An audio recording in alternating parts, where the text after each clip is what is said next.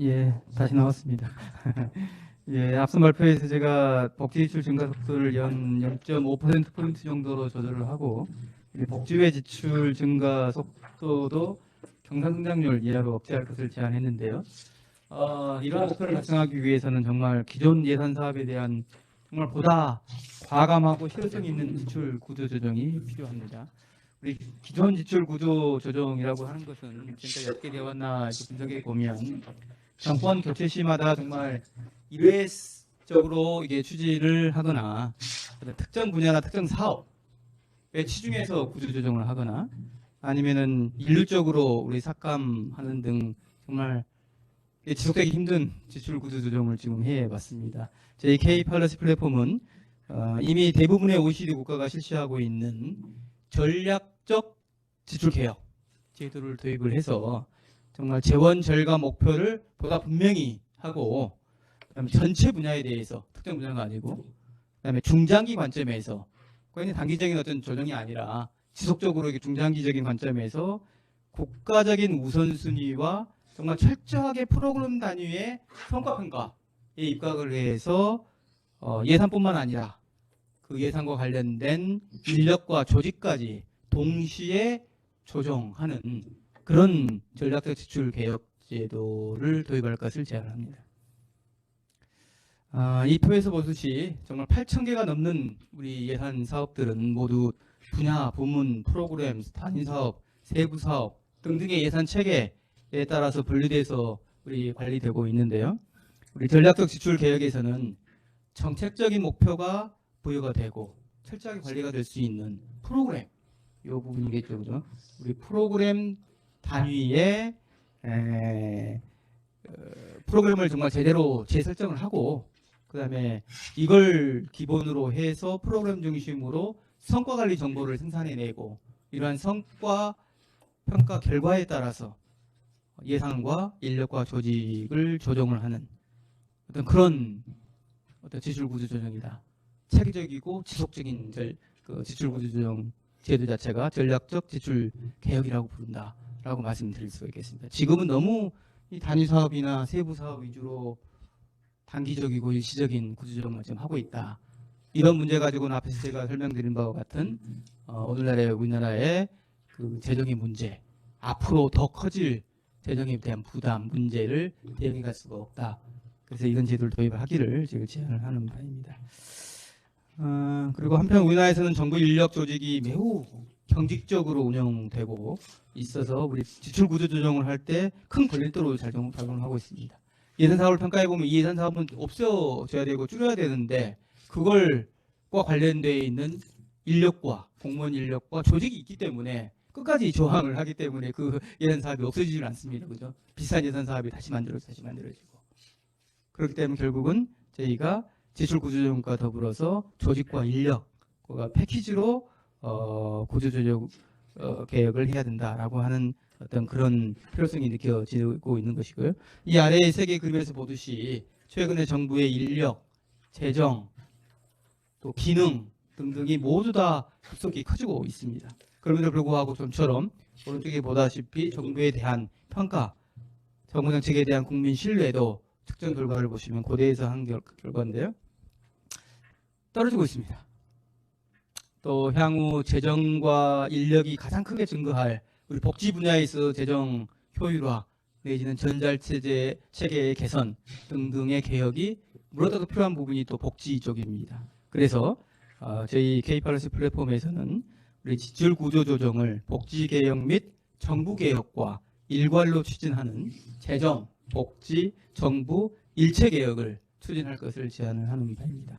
특히 정부 개혁은 정부 기능에 대한 근본적인 재검토, 그다음에 성과와 진단 평가에 의한 정부 개혁, 또 미래 대비 역량 강화를 위한 정부 개혁이라고 하는 관점에서 추진되어야 되는 거고요.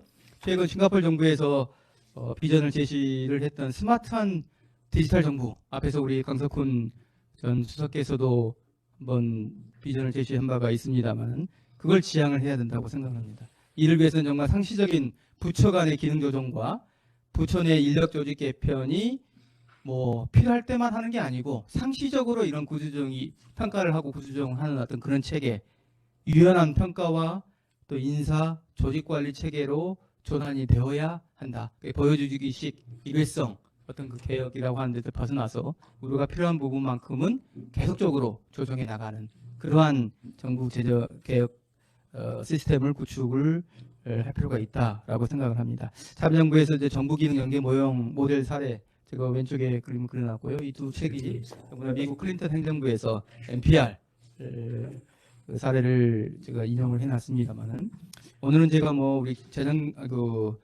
정부 개혁에 대한 전문가가 아니기 때문에 이 자리에 계시는 우리 이조 장관님이나 우리 박진 원장님께서 훨씬 더 저보다 전문가이신데 오늘은 제가 지출구조조정과 연계된 우리 정부 개혁의 그림을 살짝 보여드렸습니다만은 저희 K-팔러시 플랫폼에서는 앞으로 정부 개혁의 큰 그림 또 그에 대한 추진 방안에 대해서 앞으로 연구를 할 것임을 다시 한번 약속드리는 바입니다.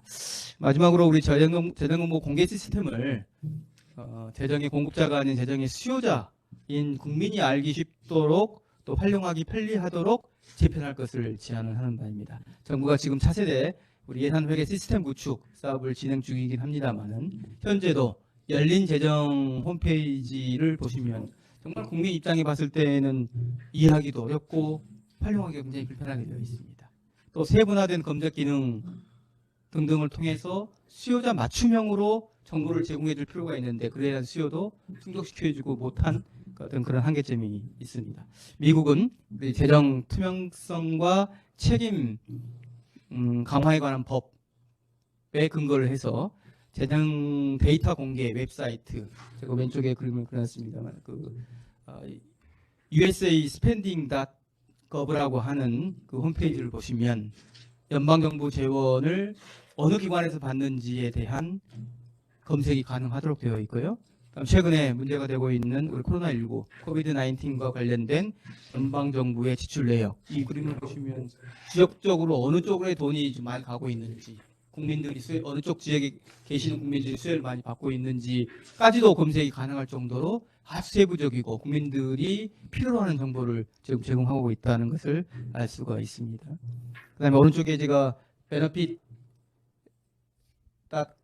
이게 홈페이지를 다시 보여드리고 있는데 여기서는 benefit finder라고 하는 국민들이 혜택 찾기라고 하는 어떤 그런 기능을 이용을 해서 정말 납세자가 자기에게 필요한 어떤 그 정보를 찾을 수 있도록 하는 정보 서비스를 제공을 하고 있다는 것을 알 수가 있습니다. 그래서 우리도 이런 점을 참고를 해서 예산 구조 또 재정정보 제공 체계 자체를 공급자인 정부의 입장이 아니라 수요자인 국민의 입장에서 근본적으로 재편할 것을 제안합니다.